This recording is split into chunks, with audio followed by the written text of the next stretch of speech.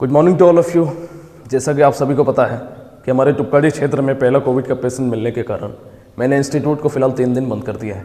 3 दिन भले ही इंस्टीट्यूट को बंद कर दें, लेकिन आप लोगों को इतना जल्दी सुख नहीं मिलने वाला है। आपको क्या लगा कि गुरुजी ने 3 दिन छुट्टी दे दिया मतलब कि अब तो भैया ऐसे मस्ती करेंगे, लेकिन ऐसा कुछ नहीं होने वाला है। ऐसा कुछ भी नहीं होने वाला है। मैं कितनी भी दिन छुट्टियाँ दे दूँ, लेकिन आप लोगों को चैन से रहने नहीं दूंगा। आपको पढ़ना ही पड़ेगा, हर एक हाल में पढ़ना ही पड़ेगा। तो भले ही ऑफलाइन क्लासेस भाई साहब बंद हो गई, लेकिन पढ़ाई बंद नहीं होगी। उसी तरह डेली सिस्टमेटिक जिस तरह हम लोग ऑफलाइन क्लासेस में पढ़ रहे थे, उसी तरह हम लोग यूट्यूब की सहायता से अब पढ़ेंगे। ठीक है, परिस्थितियाँ मुझे गिरा सकती है, मुझे झुका सकती है, लेकिन हरा नहीं सकती। तो वही आपके साथ है। देखो, कुछ सीरियस बातें करते हैं, फिर कॉमेडी भी होगी। ये जो समय है ना बाबू, ये जो हमारे पास ये एज है, ये जो वक्त है, पिछला 1 साल हमारा कोविड के कारण खत्म हो गया। और अब अगर कोई इंसान कोरोना के कारण अपना समय बर्बाद कर रहा है तो वो जीवन में अपना पीछे ही चला जाएगा। पूरा 1 साल लोगों ने बर्बाद किया। अभी फिर से कोविड में लॉकडाउन लग रहा है, यहाँ वहाँ कोविड के पेशेंट्स बढ़ रहे हैं। उससे क्या लेना देना है? आप अपनी लाइफ को देखो। दुनिया में बहुत से लोग आएंगे, बहुत से लोग जाएंगे। मैं हमेशा कहता हूँ कि मृत्यु अंतिम सत्य है।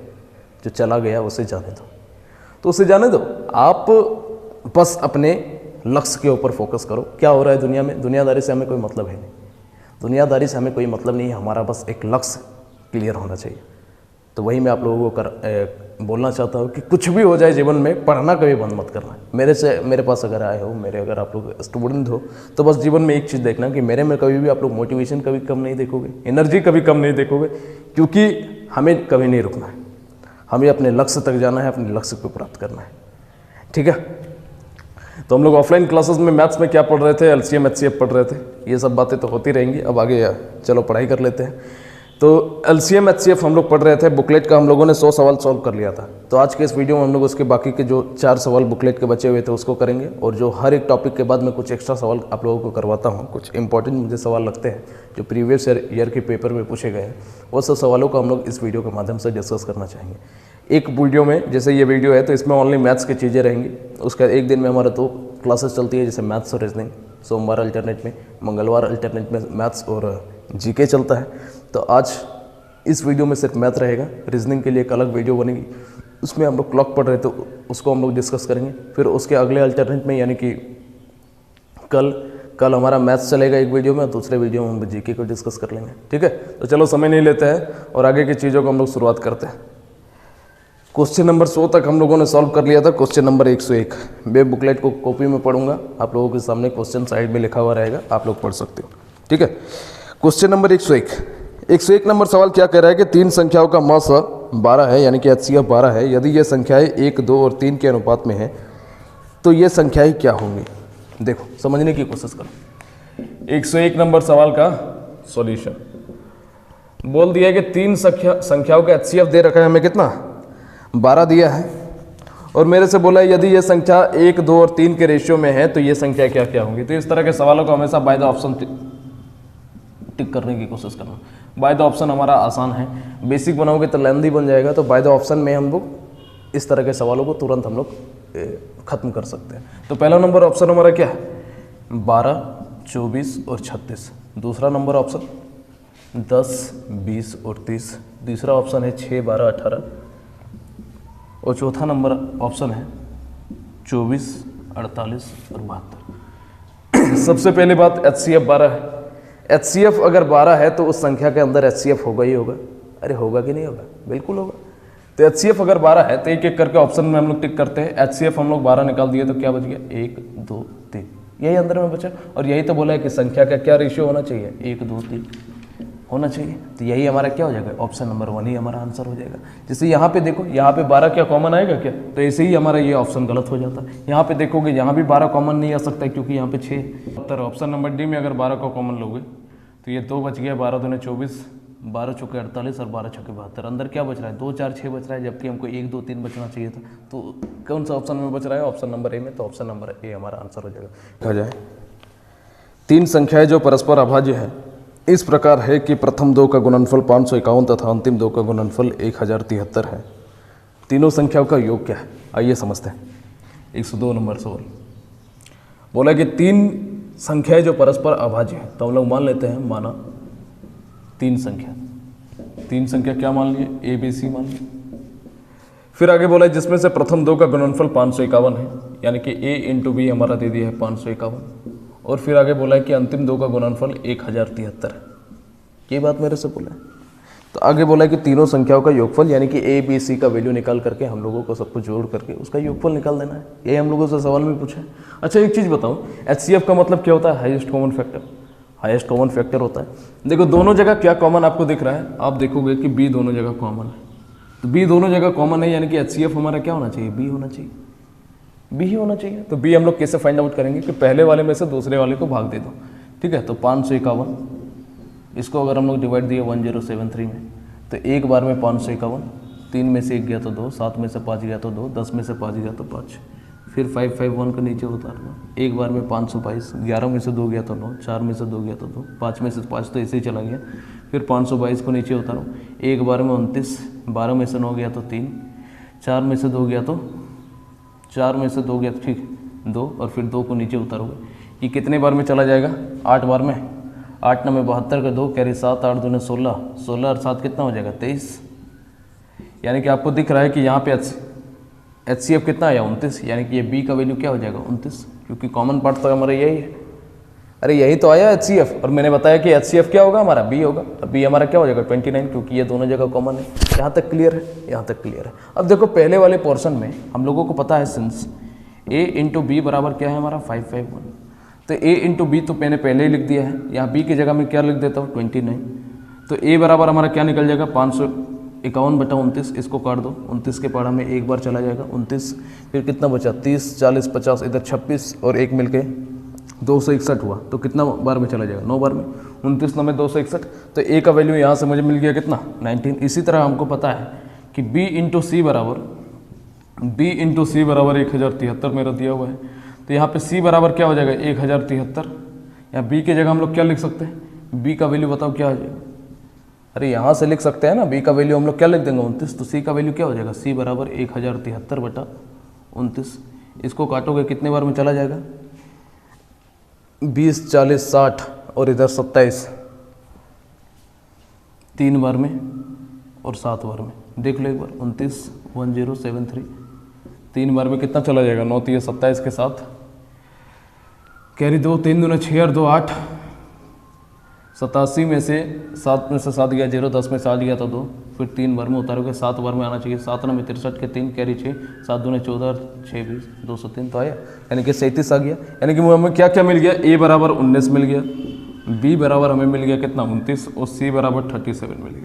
हमसे पूछा क्या है A plus B plus C, यही तो पूछा है। तो कितना हो जाएगा बताओ 19 प्लस 29 प्लस 37, तीनों को जोड़ दो 9 9 18 18 और 7 कितना हो गया 25 के 5 कैरी 2 3 2 5 और 1 6 6 और 2 क्या हो जाएगा 85 हमारा आंसर। ठीक है, वीडियो का पॉज करो, फटाफट उतारो, आगे के सवालों को देखते हैं। क्वेश्चन नंबर 103 नंबर सवाल क्या कह रहा है कि 77 99 तथा x के महत्तम तथा लसक क्रमशः 11 तथा 34 65 है। तो संख्या क्या क्या दे रखा है मेरा 77 99 और एक संख्या दिया है x। इनका एलसीएम बराबर मेरा दिया हुआ है 34 65 और HCF बराबर हमारा दे दिया है 11। इतनी चीज़ें दिए हुए हैं। आप देख रहे हो 77 को फैक्टर में तोड़ेंगे, अगर HCF मेरा 11 है यानी कि इन संख्या में छुपा हुआ होगा।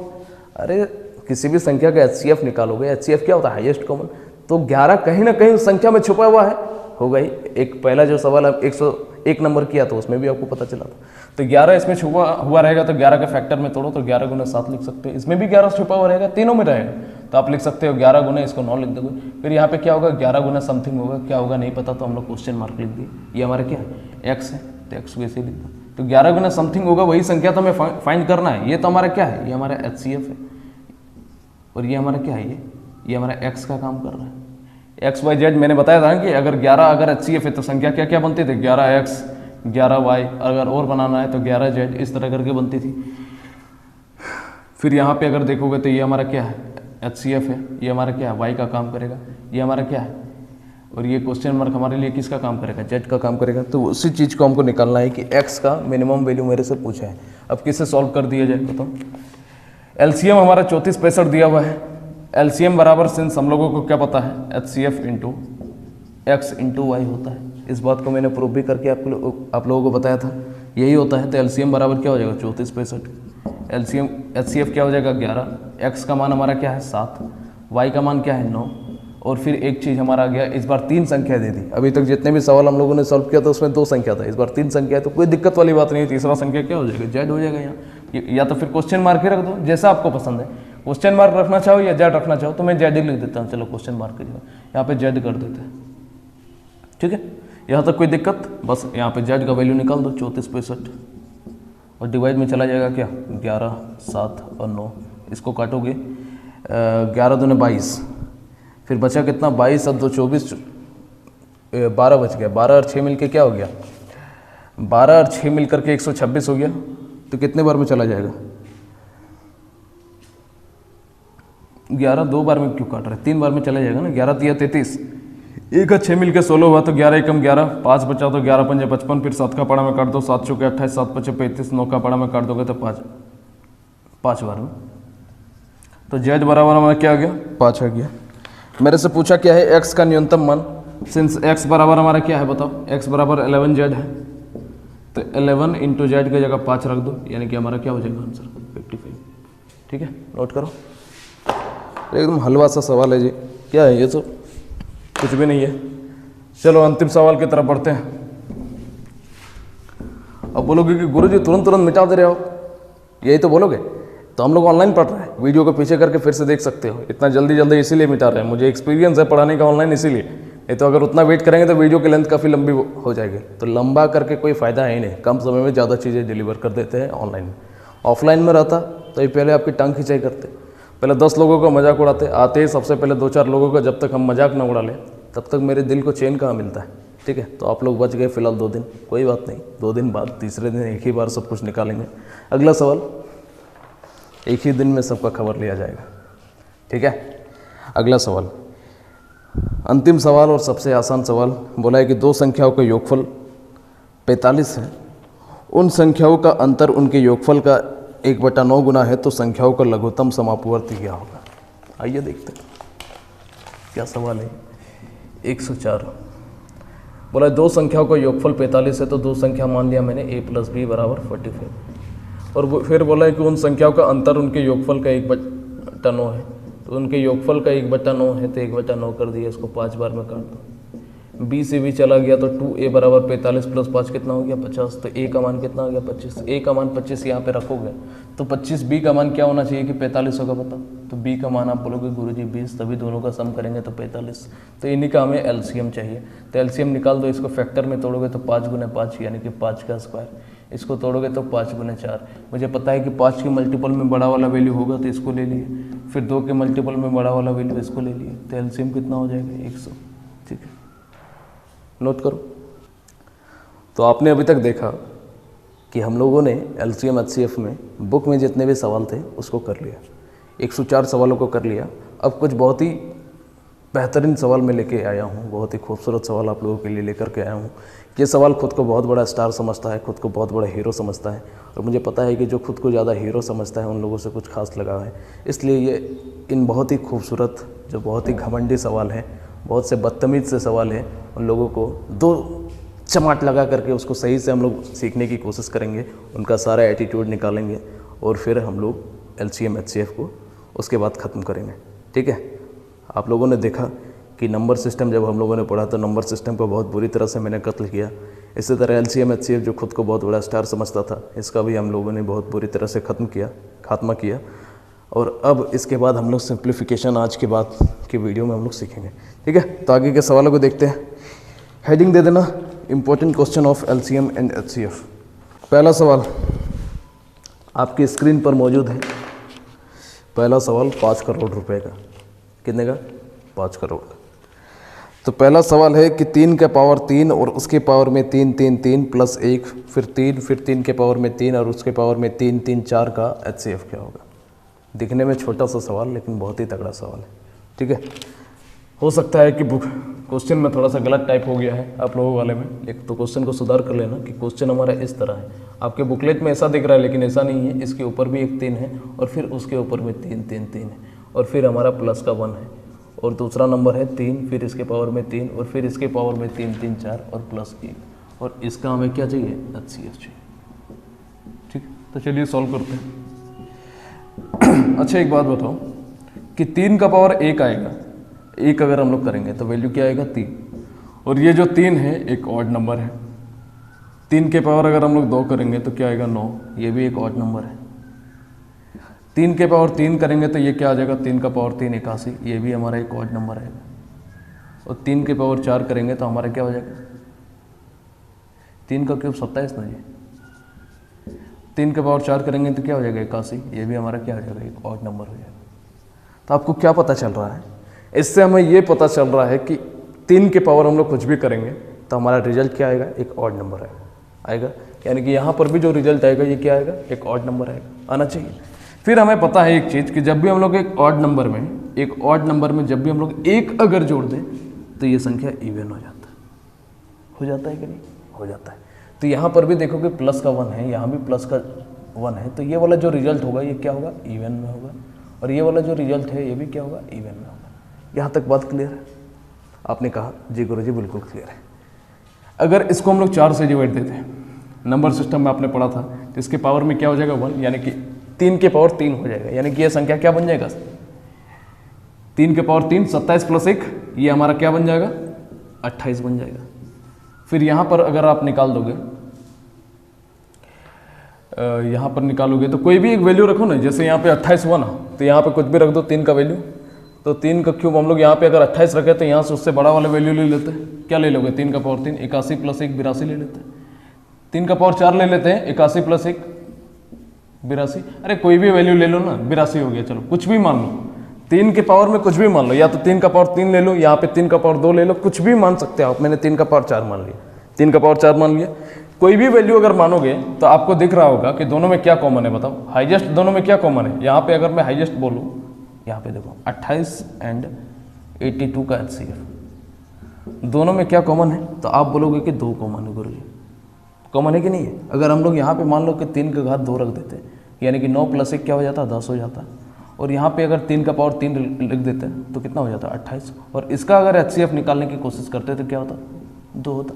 बताओ दोनों में 2 ही तो कॉमन है, और अलग डाटा लेते हैं। जैसे यहाँ पे हम लोग क्या क्या ले लिए, 81 लिए ना, 3 का पावर 5 एक और डाटा ले लेते हैं, क्या होता है 243, तो 81 प्लस 1 क्या हो जाता है 82, और 243 प्लस 1 यहाँ पे जोड़ते तो क्या हो जाता है 244। इसका अगर HCF निकालने की कोशिश करोगे तब भी यहाँ पे कॉमन क्या है, 2 आएगा। यानी कि हमें क्या दिख रहा है कि हर बार हमारा HCF 2 आ रहा है, यानी कि इस सवाल का HCF क्या हो जाएगा, इस सवाल का आंसर हो जाएगा 2, क्योंकि 2 ही हमारा क्या है, हर जगह कॉमन है। बात समझ में आई? नहीं आई तो वीडियो को पीछे करके एक बार देखो। अगला सवाल, चलो अगले सवाल की तरफ बढ़ते हैं। क्वेश्चन नंबर 2 क्या कह रहा है हम लोगों से, एक किसान के पास 945 गाय और 2475 भेड़ है। वह उनके रेवड़ बनाता है, गायों और भेड़ों की अलग अलग रखकर और हर रेवड़ में पशुओं की बराबर संख्या रखकर। यदि वे रेवड़ यथासंभव बड़े हैं तो हर रेवड़ में पशुओं की अधिकतम संख्या क्या होगी। इस उद्देश्य के लिए अपेक्षित रेवड़ों की कुल संख्या है क्रमशः है, कुल संख्या क्रमशः है। यही हम लोगों से पूछा है। बहुत बढ़िया सवाल है, समझने की कोशिश करना। इस तरह के 2 लगातार सवाल है, एग्जाम में अक्सर इस तरह के सवाल पूछे जाते हैं, तो ध्यान से समझना, इसको VVI टिक कर लेना। देखो 2 नंबर सवाल क्या कह रहा है कि एक किसान के पास 945 गाय है, तो गाय कितना हो गया 945, और भेड़ के बारे में इससे कह दिया, हम लोगों से कह दिया कि 2475 भेड़ है, और बोल रहा है कि प्रत्येक ग्रुप में आगे क्या बोला है, यदि वो उनके रेवड़ बनाता है, रेवड़ का मतलब होता है कि जानवरों का रहने का स्थान, तो रेवड़ बनाता है और गायों और भेड़ों की अलग अलग रखकर हर रेवड़ में पशुओं की बराबर संख्या रखता है। यानी कि रेवड़ जितने भी घर बनाते हैं उस प्रत्येक घर में जानवरों की बराबर संख्या होती है। ठीक है, जितने भी वो रेवड़ बनाता है जानवरों को रहने का, प्रत्येक में जानवरों की इक्वल संख्या होता है। यानी कि एक में अगर 50 है तो दूसरे में भी 50, तीसरे में भी 50, चौथे में भी 50, इस तरह करने की बात है। तो देखो जब बराबर हिस्से में हम लोग बांट रहे हैं, यानी कि क्या बांट रहे हैं, उसका हाईएस्ट कॉमन बांट रहे हैं। अरे यही तो है, बराबर हिस्से में बांट रहा है तो दोनों का क्या बढ़ रहा है, हाईएस्ट कॉमन बढ़ रहा है, यानी कि HCF बढ़ रहा है। तो HCF हम लोग निकालने की कोशिश करते हैं। तो HCF हम लोग कैसे निकालेंगे, 2 तरीके हैं, या तो इसको वैसे कैसे कर लेना 945 जो मैक्सिमम लोग करते हैं, मुझे पसंद नहीं है इसलिए मैं नहीं करूँगा। 2475 इस तरह करके आप निकालोगे तब HCF कुछ ना कुछ निकल जाएगा। ठीक है, या तो फिर मेरा तरीका डिफरेंस वाला जो मैंने आपको एकदम यूनिक अंदाज बताया था, एकदम HCF आज से पहले कोई भी यूट्यूब में बहुत ही कम जगह इस चीज़ का सॉल्यूशन है कि किस तरह से हम लोग डायरेक्टली समझ सकते हैं डिफरेंस मेथड की समझ की सहायता से कि 2-3 सेकंड में हम लोग आंसर कैसे निकाल सकते हैं। इसमें इतना लंबा प्रोसेस में जाओगे आपको खुद पता चल जाएगा, और इसको देखोगे तो आपको खुद पता चल जाएगा कि दोनों में डिफरेंस क्या है। ठीक है, तो डिफरेंस मेथड की मदद से हम लोग HCF जानने का प्रयास करेंगे। तो दोनों में डिफरेंस कितना का है? 0। 7 में से 4 गया तो 3, फिर 14 में से कितना चला जाएगा? नहीं तो 24 में से 9 हमारा चला जाएगा तो कितना बचा? 1530। ये हमारा डिफरेंस है। तो डिफरेंस मेथड में मैंने 2-3 चीज़ें आपको बताई थी कि जब भी छोटा डाटा आ गया तो डिफरेंस मेथड हमारा आसान होता है। बड़ा डाटा आ गया तो थोड़ा सा सोचना पड़ेगा, कैलकुलेशन करना पड़ेगा, या तो फिर जब भी बड़ा डाटा है तो आप बेसिक में चले जाना। तो यहाँ पे बड़ा डाटा जैसे ही आ गया तो आप लोग बेसिक की तरफ पूछ कर सकते हो, लेकिन मैं भी बड़ा डाटा में हार नहीं मानता हूँ। मैं बड़ा डाटा से भी HCF निकालने का प्रयास हम लोग करते हैं। ठीक है, एक बार ट्राई करते हैं, अगर हो गया तो ठीक है, नहीं तो वो मेथड तो हमारे पास है ही, लेकिन इसको भी एक बार हम लोग ट्राई कर लेते हैं, क्योंकि इससे कहीं ना कहीं कमी समय लेगा, कमी टाइम टेकन है। ठीक है, तो इसको समझने की कोशिश करते हैं। डिफरेंस जब हमारा 1530 आया तो या तो HCF यही होगा या तो इसका फैक्टर होगा। तो इसके फैक्टर में हम लोग तोड़ने का कोशिश करते हैं, क्योंकि ये तो नहीं हो सकता। ये किस लिए नहीं होगा? क्योंकि 945 को पूर्णतः ये डिवाइड ही नहीं कर पा रहा है, और ना ही इसको भी पूर्णतः डिवाइड कर पा रहा है। तो एक बात तो क्लियर हो गया कि ये जो है ये हमारा HCF नहीं। ठीक है, ये हमारा HCF नहीं है। तो फिर हम लोग किसी इसका HCF निकालेंगे। 5 में तोड़ो, 5 का पाड़ा में तोड़ दो तो कितना हो जाएगा? 5 × 30, 306 बार में, फिर 5, फिर इसको काट दोगे, इसको तोड़ोगे कितना का पाड़ा में बताओ? हाईएस्ट में तोड़ने की प्रयास करना, तो 9 का पाड़ा में फिर इसको लगाओ, फिर तो कितना बार हो जाएगा? 9 × 9 × 27, 9 × 27 और 9 × 36। तो फिर इसको तोड़ोगे तो 5 × 9 × 34 को क्या लिख सकते हैं? 2 × 17। यहाँ तक कोई दिक्कत तोड़ने में? तो अब इतना तो आपको पता होना चाहिए। पूरा 104 सवाल हम लोगों ने सॉल्व कर दिया, अब इतना आपको पता चलना चाहिए। तो देखो HCF इन्हीं चारों में से कोई एक होगा, या तो किसी का मल्टीप्लिकेशन होगा। हो सकता है 5 हो सकता है 9, हो सकता है 2, या तो हो सकता है 17, या तो हो सकता है 5 × 9 यानी कि 45, या तो 9 × 2 18, या 17 × 2 34, कुछ भी हो सकता है। या तो फिर 17 × 9 या 17 × 5 85 HCF कुछ भी हो सकता है। मल्टीप्लिकेशन भी हो सकता है, ये संख्या भी हो सकता है, तो हमें वो चीज़ ढूंढना पड़ेगा। ठीक है, तो सबसे पहले 5 की अगर बात करें तो 5 इसका HCF हो सकता है, बिल्कुल हो सकता है। 9 की अगर बात करें तो 9 का डिविजिबिलिटी आपको पता है कि 9 + 4 13, 5 18 कट रहा है, 4 + 2 6, 6 5 6 7 कितना हो जाएगा? 13, 13 5 18, ये भी 9 से कट रहा है, यानी कि 9 भी हो सकता है। 2 नहीं हो सकता है क्योंकि यूनिट डिजिट हमारा 5 है, और 17 एक बार हमको चेक करना पड़ेगा, यानी कि अलग अलग संख्या हमको मिल गया। लेकिन हमें क्या चाहिए? बड़ा से बड़ा चाहिए। ठीक है, 5 भी देख रहे हो डिवाइड कर रहा है, 9 भी इसको डिवाइड कर रहा है, लेकिन हमें HCF मतलब क्या होता है? हाईएस्ट कॉमन, सबसे बड़ा कॉमन हमें ढूंढना है। तो मैं आपसे कहता हूं कि क्या हो सकता है। अब आप ऑप्शन की मदद लो। मैंने बताया कि HCF जब डिफरेंस मेथड से निकालोगे तो बहुत सारे तरीके इसके होते हैं, लेकिन थोड़ा हम लोग स्मार्टली अगर हैंडल करने की कोशिश करें तो ऑप्शन में वो चीज़ तो दिया हुआ रहेगा। HCF निकालने बोला है तो HCF तो दिया हुआ रहेगा, तो ऑप्शन को एक बार हम लोग देख लेते हैं। पहला नंबर ऑप्शन हमारा है 15 and 228। दूसरा ऑप्शन दिया है 9 और 380। तीसरा ऑप्शन दिया हुआ है 45 and 76। देखो जितने भी सवाल हैं बढ़िया लेवल का सवाल है, तो ये अब बोलोगे कि अब 4 सेकंड 5 सेकंड में सवाल का आंसर निकल जाएगा, तो फिर वैसा नहीं होगा, क्योंकि बहुत 104 नंबर सवाल तक बहुत ही इजी सवाल को देख लिया। अब जितना भी सवाल इंपॉर्टेंट सवाल मतलब क्या होगा? जब उसमें समय ही ना लगे, आसानी हो जाए, तो किस बात का वो इंपॉर्टेंट सवाल? तो देखो समझने की कोशिश करो। तो ये पहला वाला हमारा HCF होगा, यानी कि प्रत्येक रेवड़ में इतना कम से कम जानवर होना ही चाहिए। HCF का मतलब वही हुआ। तो या तो 15 होगा, या तो 9 होगा, या तो 45 होगा, या तो 76 होगा। तो सबसे पहले 15 बन सकता है कि आप बोले कि गुरुजी बन सकता है, यहाँ पे 3 × 3 इसको कर दोगे तो 15 बन जाएगा। तो 15 चलो सब में डिवाइड करके देखोगे तो 15 लग जाएगा, तो HCF हमारा 15 हो सकता है। लेकिन अभी रुको, 15 के मल्टीपल में अगर बड़ा आ गया, 30 आ गया, 45 आ गया, तो फिर 15 नहीं लेंगे हम लोग। HCF मतलब हाईएस्ट कॉमन होता है। तो आगे देखते हैं। फिर 9 देखो, 15 से छोटा है, तो चलो इसको देखना ही नहीं है। जब बड़ा आ गया तो इसको हमको देख करके क्या फ़ायदा। 45 देखो, ये 15 का मल्टीपल में भी है और बड़ा भी है, यानी कि 45 का एक बार हम लोग चेक कर लेते हैं कि काट पा रहा है कि नहीं काट पा रहा है। तो आप बोलोगे कि 15, 45 दूनी 90 और फिर 45 से कम 45, तो ये काट दिया इसको। इसको देखो 45 पंजे 225, फिर 5 बार में कर देगा 45 पंजे 225, काट दिया। यानी कि आपको पता चला कि HCF इस बार कौन है? 15 नहीं है, जबकि 15 के मल्टीपल में कौन हो जाएगा? 45 हो जाएगा। सिंस हम लोग कह सकते हैं HCF बराबर 45 होगा। यहाँ तक बात क्लियर है। मैं आपको मैथ्स की गहराई को सिखाना चाहता हूँ। अरे भैया प्री मेंस में जब बैठोगे, मेंस में जब बैठोगे, तब इस बेसिक मेथड के पीछे जाओगे ना, तब फिर आपका हो गया मेंस में सिलेक्शन। और CHSL के या CGL के आप मेंस में जब बैठोगे तब आपको पता चलेगा कि कैलकुलेशन की क्या अहमियत होती है। तो 45 हमारा आ गया। तो 45 हमारा क्या है? प्रत्येक रेवड़ में जानवरों की बराबर संख्या, जानवरों की बराबर संख्या। HCF मतलब यही आ गया। जानवरों की बराबर संख्या, तो एक तो हमें मिल गया। अब एक जब मिला है तो दूसरा नंबर ऑप्शन हमें देखते ही पता चल रहा है कि यही हमारा आंसर होना चाहिए। ठीक है, दूसरा हमसे क्या पूछा गया, रेवड़ की कुल संख्या, रेवड़ की कुल संख्या। इतना में से ही हमें पता चल जाना चाहिए था कि अगला जो है, क्योंकि 45 के साथ और कोई, अगर यहाँ पे मान लो कि 45 दिया हो रहा था, 45 और 380, तब हम लोग थोड़ा सा सोचते कि 76 और 380 में से कोई एक सवाल होगा। यहाँ तो 45 के साथ एक ही का ऑप्शन है, यानी कि हमारा यही आंसर होना चाहिए था। लेकिन कोई बात नहीं, हम लोग आगे भी देख लेते हैं। रेवड़ की कुल संख्या बोला है, एक रेवड़ में अगर 45 जानवर अगर इकट्ठा है तो 945 को बांटो। 945 कितना हो जाएगा टोटल, 945 और 45 का पेयर में अगर डिवाइड करोगे तो ये कितनी बार में जाएगा, 21 बार में।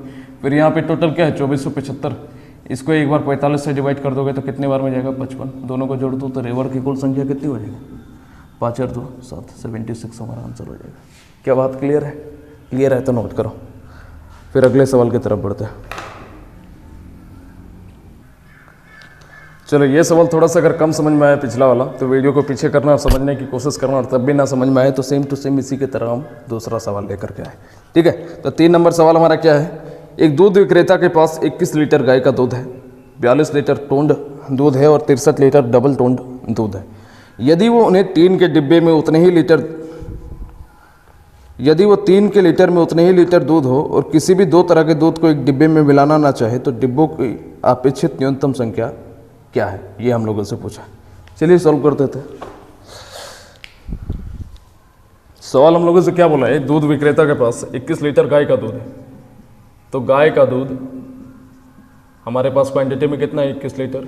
फिर एक बोला है टोंड दूध हमारे पास 42 लीटर है। टोंड दूध मतलब कि एक होता है ना फुल क्रीम, हाफ क्रीम, उसी की बात हो रही है। और यहाँ पे डबल टोंड दूध हमारे पास कितना है 63 लीटर। आगे बोला है कि इनका क्या किया जा रहा है, एक डब्बा में डाला जा रहा है, एक डब्बे में डाला जा रहा है। बोल रहा है कि प्रत्येक डब्बे में दूध की क्वांटिटी सेम होनी चाहिए, यानी कि ऐसा बर्तन बनाया गया है जिसमें तीनों ही में से अगर दूध निकाला जाए तो उस डब्बे में प्रत्येक में जो है क्वांटिटी जो है इक्वल होगी। ये बात मेरे से बोला है, और इस तरह का टोटल डब्बा हमको निकालने के लिए बोला है। तो आपको पता है कि जब इस तरह के लैंग्वेज का प्रयोग हो तो आपको समझ जाना चाहिए कि किसका बात हो रहा है। जब भी प्रत्येक में बराबर इस तरह का वर्ड की अगर बात करें, या तो फिर बराबर साइज का अगर डब्बा बनाना है, बराबर साइज का कोई भी आकृति अगर बनाना है, अगर नापना है किसी चीज़ को, तो हम लोगों को समझ जाना है कि वो HCF की बात कर रहा है, HCF की बात कर रहा है। ये समझते हैं। तो क्या हो जाएगा, डिफरेंस मेथड से निकाल दो। 42 में से 21 घटाओगे तो क्या हो जाएगा 21। देखो 21 सबको पूर्णतः डिवाइड कर पा रहा है, काट रहा है, एक बार में, 2 बार में, इसको 3 बार में, यानी कि हमें पता चल गया कि HCF क्या होगा। HCF जो होगा ये 21 ही होगा। तो हमारा 21 आ गया। तो 21 हमारा क्या है, ये हमारा प्रत्येक डब्बे में दूध की मात्रा, या तो फिर हाँ ठीक है, प्रत्येक डब्बे में दूध की मात्रा, इस चीज़ को भी कर सकते हैं। यानी कि वो डब्बा का साइड जो है क्वांटिटी मात्र 21 लीटर ही लेने का है। तो मैंने कहा कि ऊपर में देखो कि 21 लीटर इसमें समाहित हो जाएगा। 42 में भी अगर बात किया जाए तो 21 का 2 का डब्बा बन जाएगा, बनेगा कि नहीं, एक थोड़ा भी दूध वेस्ट नहीं होगा। 63 की अगर बात किया जाए तो 21 का 3 का डब्बा बन जाएगा, एक थोड़ा भी दूध वेस्ट नहीं होगा। तो अब आप समझ पाए कि क्या कहना चाहता है। तो मेरे से बोला कि कुल डब्बों की संख्या, तो कुल कितना डब्बा हो जाएगा, कुल डब्बों की संख्या, तो टोटल दूध हमारा कितना है 21, और एक डब्बे में 21, फिर दूसरे वाले में कितना है 42 लीटर दूध है, और एक डब्बे में 21, तो एक में अगर 21 तो 42 से काटोगे तो 2 डब्बे में 42, फिर इसी तरह 63 21 से काटोगे तो कितने बार में, 3 बार में, एक बार में, तो 3 2 5 और कितना हो जाएगा 6, तो टोटल कितना डब्बा हो जाएगा 6 डब्बा हो जाएगा, और यही हमारा आंसर हो जाएगा। बात क्लियर है, एकदम क्लियर। आगे बढ़ा जाए, नोट करो। चलो अगला सवाल देखते हैं। ये सवाल बहुत ही खूबसूरत है, इस सवाल से हमें मोहब्बत होगी।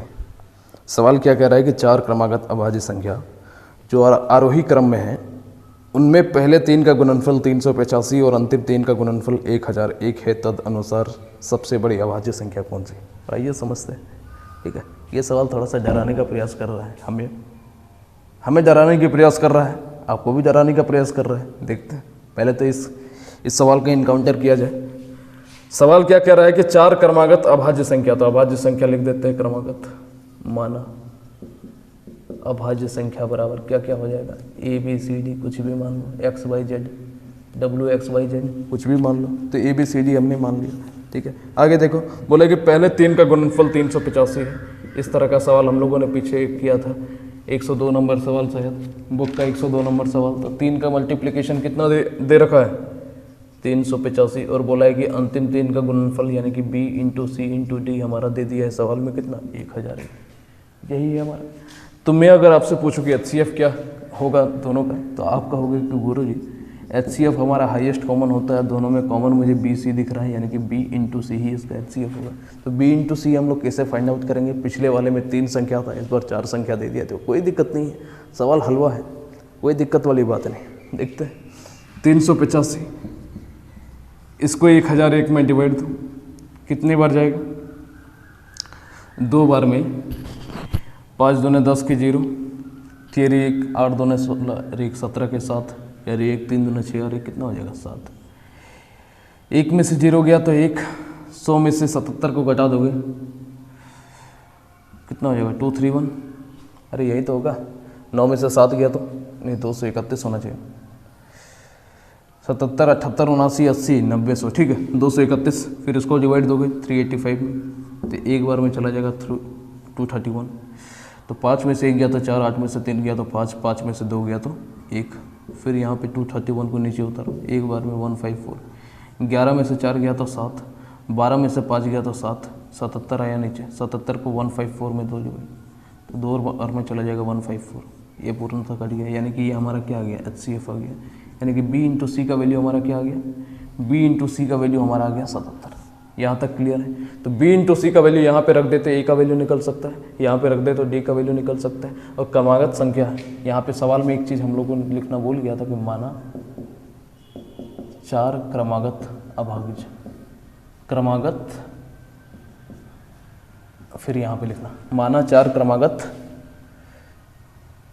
अभाज्य संख्या। क्रमागत मतलब क्या होता है आपको पता है ना, 1 2 3 4 सीक्वेंस में एक एक का डिफरेंस होना चाहिए, ठीक है, तो वो होता है हमारा क्रमागत। ये बढ़ते हुए क्रम में लिखना चाहिए। तो क्रमागत मतलब 5 10 15 20 इस तरह करके बढ़ते हुए क्रम में, वही उसी को कहते हैं क्रमागत।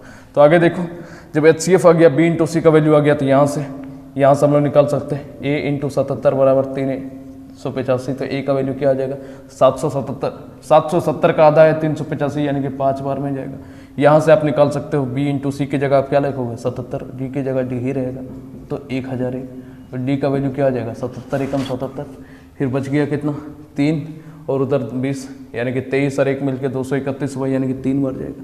तो आपको पता चला कि A बराबर हमारा क्या गया 5। तो ये हमारा क्या होगा सबसे छोटी संख्या होगी। अरे हाँ या ना, सबसे छोटी संख्या बताओ। मैंने कहा कि 1 2 3 4 यहाँ पे ये A B C और D दिखेगा, ये हमारा क्या होगा सबसे छोटा होगा, ये हमारा क्या है सबसे बड़ा होगा। तो 13 हमारा क्या हो जाएगा बताओ सबसे बड़ा हो जाएगा, क्योंकि ये सबसे लास्ट में रहता है। तो सबसे बड़ी संख्या यही है। मेरे से पूछा भी यही है, शायद देख लेते एक बार क्या पूछा गया है। यही मेरे से पूछा है, तदनुसार सबसे बड़ी अभाज्य संख्या क्या हो जाएगी। तो हम लोग लिख सकते हैं सबसे बड़ी अभाज्य संख्या, अभाज्य संख्या 13, ये हमारा आंसर हो जाएगा। बात क्लियर है? चलो नोट करो, फिर अगला सवाल देखते हैं। क्वेश्चन नंबर 5, सवाल क्या कह रहा है कि ए बी का महत्तम समापवर्तक GCD 12 है।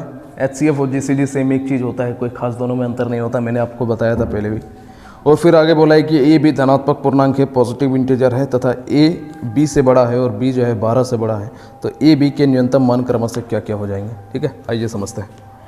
5 नंबर सवाल क्या कह रहा है कि ए और बी दो संख्या दिया हुआ है। कि संख्या क्या क्या दिया हुआ है ए एंड बी, इनका HCF दिया है कितना 12। एक बात और बोल दिया है कि ए बड़ा है बी से और बी बड़ा है 12 से। तो ऑप्शन से टिक करते हैं ऐसे सवालों को, 12 24। दूसरा नंबर ऑप्शन क्या है 24 और 12। तीसरा नंबर ऑप्शन क्या है 24 36। ऑप्शन से ही आसानी से हम लोग सॉल्व कर सकते हैं इसको। चौथा है 36 24। यहाँ पे डिफरेंस कितने का दिख रहा है 12 का, यहाँ पे डिफरेंस 12 का, यहाँ भी डिफरेंस 12 का, यहाँ भी डिफरेंस कितना 12 का। यानी कि पता चल रहा है कि हर एक जगह HCF क्या है हमारा 12 है। यहाँ तक तो कोई दिक्कत नहीं है, लेकिन यहाँ से हमारा डाटा बन जा रहा है। इस पॉइंट से हमारा इस सवाल को सॉल्व करने में आसानी हो गई। अगर ये वाला पॉइंट नहीं दिया हुआ रहता तो ये सवाल कोई भी सॉल्व नहीं कर पाता। तो यहाँ पे देखो बोला है क्या A और B का मान 12 से बड़ा होना चाहिए। तो आपको दिख रहा है कि A का मान यहाँ पर 12 आ गया, तो ये तो हो ही नहीं सकता है, 12 से बड़ा होना चाहिए, 12 नहीं होना चाहिए। यहाँ पे आप देख रहे हो कि ये A है ये B है, तो B का मान 12 होगा। ये भी नहीं होगा क्योंकि 12 से बड़ा आपको रखना होगा। यहाँ पे आप देख रहे हो कि चलो भैया 12 से बड़ा है ए और बी दोनों का मान, लेकिन यहाँ पर क्या हो गया कि ए का मान बी के मान से छोटा हो गया। तो ये ऐसा नहीं हो सकता, ए का मान बी के मान से बड़ा होना चाहिए। तो सही ऑप्शन क्या हो जाएगा हमारा 36, क्योंकि ये ए है ये बी है और ए का मान जो है बी के मान से बड़ा है और ये सब जो है दोनों ही डाटा जो है ये 12 से बड़ा है, यानी कि क्या हो जाएगा हमारा ऑप्शन नंबर डी हमारा आंसर हो जाएगा। ठीक है, अगला सवाल की तरफ बढ़ता है, इसको नोट डाउन कर लेना। देखो 6 नंबर सवाल।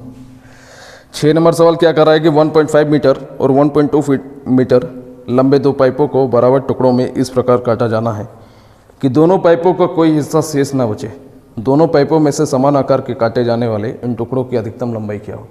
आइए देखते हैं 6 नंबर सवाल।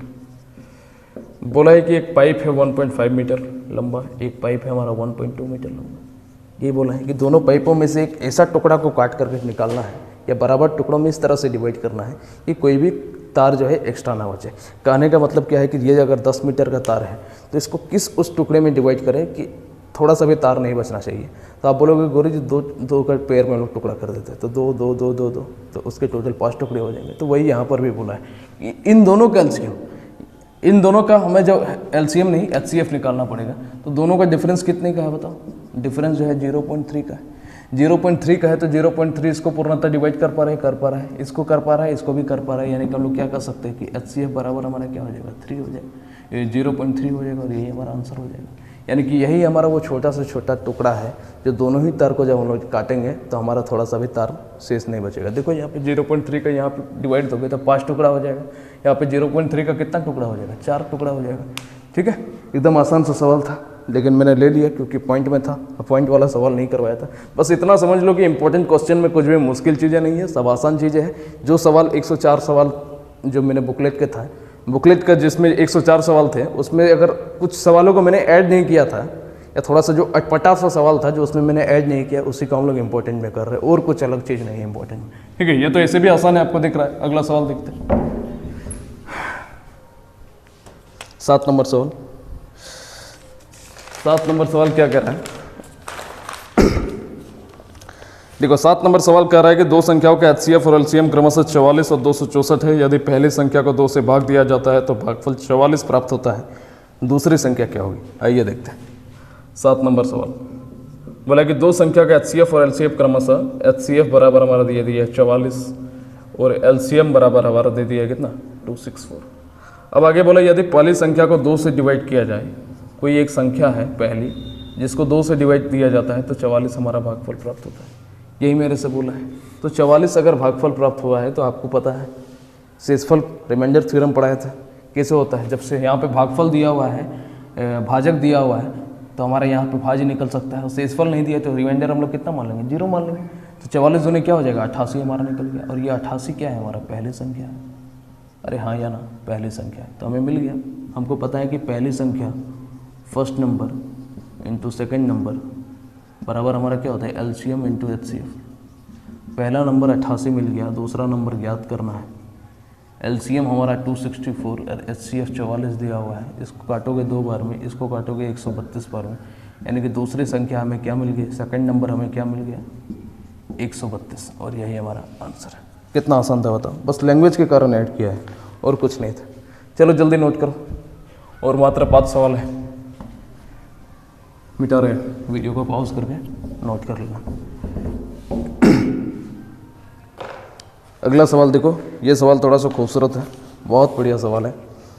सवाल है कि यदि दो व्यंजकों का एलसीएम और एचसीएफ क्रमशः x square plus 6x plus 8 into x plus 1 और एक्स प्लस 1 है और इस एक व्यंजक x square plus 3x plus 2 है तो दूसरा क्या होगा। आइए समझते हैं।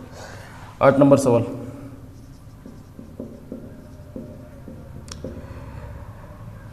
दो व्यंजक के एलसीएम और एचसीएफ दिया हुआ है। एलसीएम हमारा दिया है x square plus 6x plus 8 into x plus 1 और एचसीएफ दे दिया है, एचसीएफ बराबर हमारा दिया हुआ है एक्स प्लस 1 और फिर हमसे पहली संख्या दे दिया है x square plus 3x plus 2 और मेरे से पूछ दिया है कि दूसरी संख्या बराबर क्या हो। यही मेरे से पूछा। आइए इसको अगर हम लोग एक्सपेंड करके अगर सॉल्व करेंगे तो एक्स स्क्वायर यहाँ पे देखोगे क्वाड्रेटिक इक्वेशन तो आप लोगों ने नहीं पढ़ा होगा, और नहीं पढ़ा है, मुझसे नहीं पढ़ा है तो मैं आगे पढ़ाऊंगा आप लोगों को जब हम लोग सीक्वेंस एंड सीरीज पढ़ेंगे। तो यहाँ पे देखो 8 है, फैक्टर में तोड़ोगे तो 4 2 होगा। अरे इसका कोफिशिएंट 1 है तो 1 से मल्टीप्लाई किया तो 8, 8 को फैक्टर में तोड़े तो 4 2। यहाँ पे जो फैक्टर में टूटता है आपको पता है कि ये जो बीच वाला संख्या है, इसे तो पेयर में इसको तोड़ना है कि मल्टीप्लाई करने पे जो आया उसी को जो है बीच वाले फॉर्म में हमको एडजस्ट करना है। तो आप इसको लिख दोगे किस में, 2x में। इसको क्या लिखोगे, 4x में प्लस 8 में लिखोगे। x कॉमन ले लोगे तो x प्लस 2, यहाँ पे 4 कॉमन ले लोगे तो क्या हो जाएगा, x प्लस 2, कोई दिक्कत नहीं है। और फिर यहाँ पे x प्लस 1 तो ये वाला है ही हमारा। फिर हम लोग इसको सॉल्व करेंगे तो क्या हो जाएगा, x प्लस 4, x प्लस 4 यहाँ का बचेगा फिर क्या, x प्लस 2, दोनों जगह कॉमन है तो एक बार लिया, यहाँ पे x प्लस 1। ये हमारा एलसीएम हुआ, एक्सपेंड करके लिखे, और एचसीएफ तो हमारा जितना का तितना ही रहेगा। यहाँ पे अगर पहली संख्या को एक्सपेंड करके लिखे तो एक्स स्क्वायर प्लस, यहाँ पे देखोगे दोनों का मल्टीप्लिकेशन क्या हो रहा है, 2 को 2 × 1 लिख सकते हैं। तो यहाँ पे देखो 2 1 में इसको तोड़ देते हैं बीच वाले को, तो x प्लस 2 लिखोगे इसको। x यहाँ पे कॉमन ले लिए तो x प्लस 1 बचा, यहाँ पे 2 कॉमन ले लिया तो x प्लस 1 बचा। यानी कि इसको जब एक्सपेंड करके लिखे तो आप बोलोगे x प्लस 2 और x प्लस 1 गुरु x प्लस 1। अब आपको पता है एलसीएम गुने एचसीएफ, तो एलसीएम गुने एचसीएफ बराबर हमारा क्या होता है, पहली संख्या गुने दूसरी संख्या। एलसीएम हमारा क्या है बताओ, x प्लस 4, x प्लस 2 और x प्लस 1। एचसीएफ हमारा क्या है, x प्लस 1। पहली संख्या हमारा क्या है, x प्लस 2 × x प्लस 1, और दूसरी संख्या क्या है, वही तो निकालना है, इंटू सेकेंड नंबर। ये दोनों चला गया तो दूसरी संख्या सेकंड नंबर बराबर क्या आ गया, x plus 4 × x plus 1, multiply करो x × x स्क्वायर, फिर x इससे 1 से मल्टीप्लाई होगा तो x, फिर यहाँ पे 1 जो है, चलो ठीक है, ये वाला x 4 के साथ मल्टीप्लाई होगा तो क्या हो जाएगा 4x, और ये वाला 4 जो 1 के साथ मल्टीप्लाई होगा तो 4, यानी कि हम लोग लिख सकते हैं x square plus 4x plus x क्या हो जाएगा 5x प्लस 4, और यही हमारा आंसर हो जाएगा। यही हमारा क्या हो जाएगा, दूसरी संख्या हो जाएगा। ठीक है, अगला सवाल देखते हैं, नोट करो। चलो अगला सवाल की तरफ बढ़ते हैं। अगला सवाल क्या कर रहा है कि दो धनात्मक पूर्णांकों का एलसीएम बड़ी संख्या का 2 गुना है। ये बहुत बढ़िया सवाल है। फिर आगे बोला उनमें छोटी संख्या और दोनों पूर्णांकों के जीसीडी का अंतर 4 है, तो तदनुसार छोटी संख्या कितनी है। आइए समझते हैं, बहुत बढ़िया सवाल है। 9 नंबर सवाल, 9 नंबर सवाल का सॉल्यूशन। बोला कि दो धनात्मक पूर्णांक का एलसीएम बड़ी संख्या का 2 गुना है। तो चलो ठीक है, लिख दिए, जैसा सवाल में बोला है उसी चीज़ को लिख देते हैं। एलसीएम बोला है कि बड़ी संख्या का 2 गुना है, तो जो बोला उसको लिख दिए। फिर आगे बोला है उनमें से छोटी संख्या दो पूर्णांकों के जीसीडी का अंतर 4 है।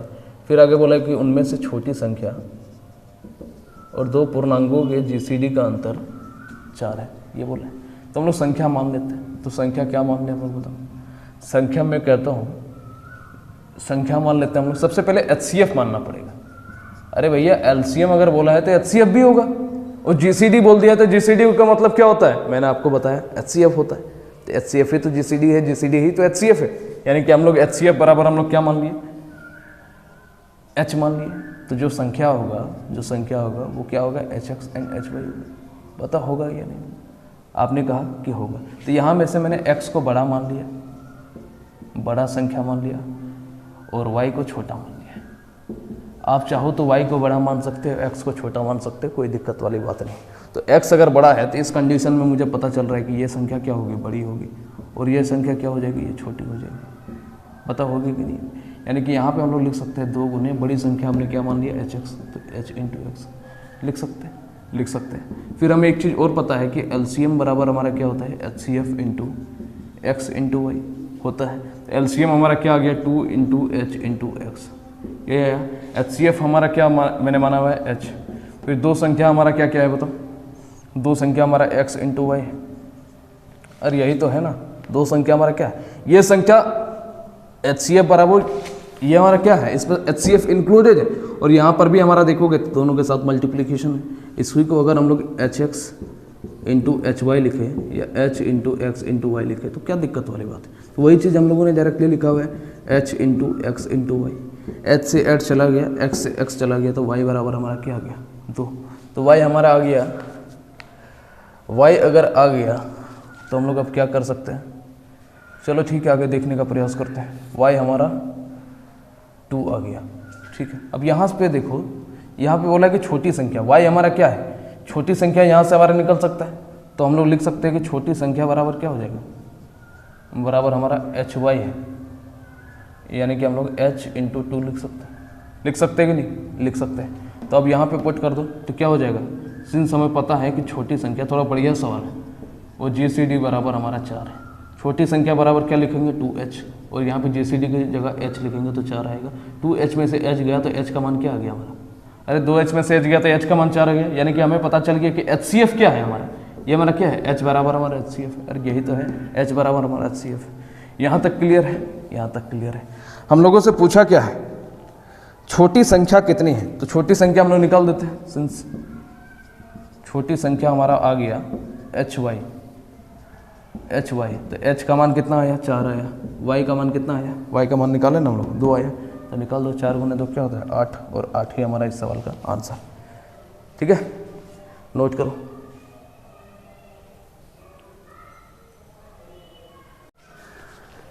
चलो अब अंत का 2 सवाल, 9 सवाल हम लोगों ने सॉल्व कर लिया, और आखिर के 2 बढ़िया सवाल बचे हुए हैं। बढ़िया क्या, बहुत ही आसान सवाल है। देखो आपसे भी बनने चाहिए था, लेकिन मुझे लगा कि पता नहीं आप लोग बहुत ही बड़े 30 मार्क खा हों, इसीलिए मुझे लगा कि आप लोगों से बने या ना बने, इसीलिए मैं ही बना देता हूँ।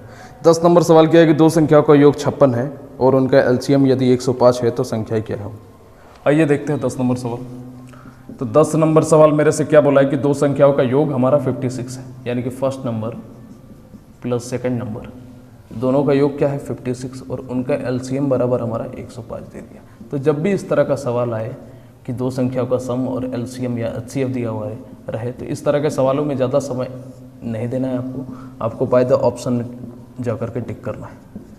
बाय द ऑप्शन में पहले मैंने मैक्सिमम सवाल बेसिक से करवाया, अब बाय द ऑप्शन करवा रहा हूँ, क्योंकि दोनों तरफ दिमाग चलना चाहिए। एक तरफ चलेगा तो फिर काम नहीं बनेगा, और प्रयास करना कि बेसिक इसको कैसे बनाओगे, दिमाग लगाना। 14 एंड 42, ठीक है।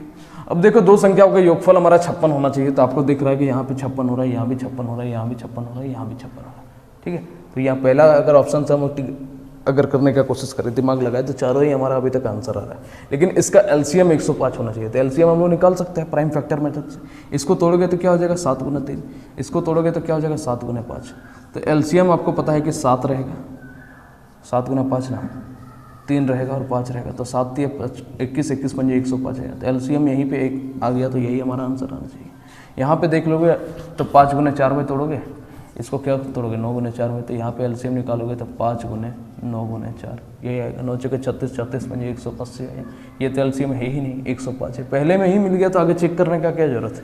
तो पहला नंबर सवाल हमारा क्या हो जाएगा, आंसर हो जाएगा, ठीक है। एक एक करके आगे चेक करने का मन हो तो करते रहना। मुझे पता चल गया पहले में ही आंसर है, तो आगे हम क्यों चेक करें, ठीक है। मिटा रहे अगला सवाल, आज का आखिरी सवाल, आज का आखिरी सवाल, और LCM HCF का भी हमारा आखिरी सवाल। आइए समझते हैं अंतिम सवाल कि 2 संख्याओं का योग 216 है और उनका HCF 27 है, संख्याएं याद करें। सेम टू सेम सवाल है, बस इस बार हमारा LCM की जगह HCF दे दिया है। 2 संख्याओं का HCF फर्स्ट प्लस सेकंड बराबर 216 दिया है, HCF बराबर हमारा 27 दिया हुआ है। बाय द ऑप्शन उड़ा दो। पहला सवाल क्या बोला है कि 27 और 189, दूसरा क्या बोला है 37 एंड 179, सी दिया है 35 एंड 181, और डी नंबर दिया है कि 40 एंड 176।